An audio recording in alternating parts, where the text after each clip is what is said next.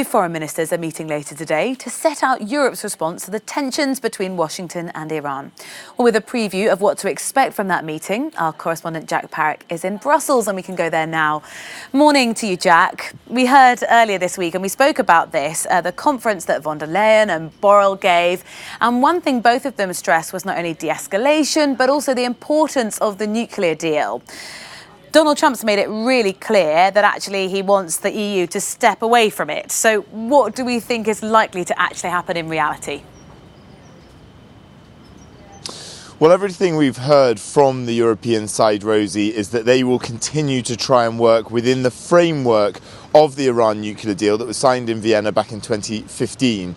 Essentially, the Europeans believe it's the only way to keep Iran within international structures, and it's the way that diplomacy should be conducted with them. But after Donald Trump pulled the United States out of the deal was signed under the Obama administration, it's been really, really difficult for them, because not only did he decide that he was pulling the US out of the deal, but he decided that there would be secondary sanctions for companies and governments that continued to do business with Iran. So the Europeans set up a structure to try and work around that so that firms would be able to work with the Iranians.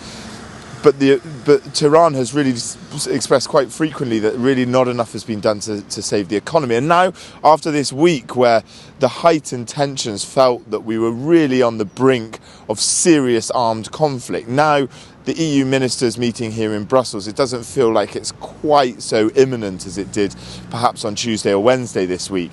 They will start to be thinking about how the European Union can flex its diplomatic muscle in this crisis, in this situation. Because one thing that the Europeans have that perhaps the United States doesn't have is they still have more trust from the Iranian government. They still have the currency of trust and faith because they remained within that deal that Iran says it signed in good faith. Now, Iran has said that it's going to throw the deal out, that it's not going to abide by any of the rules.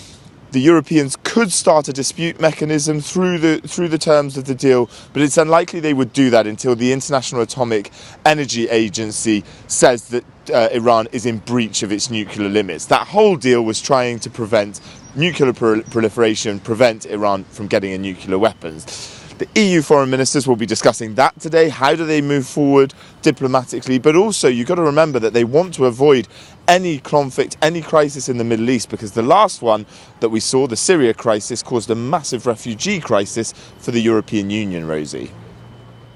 Jack Parrick, thank you very much.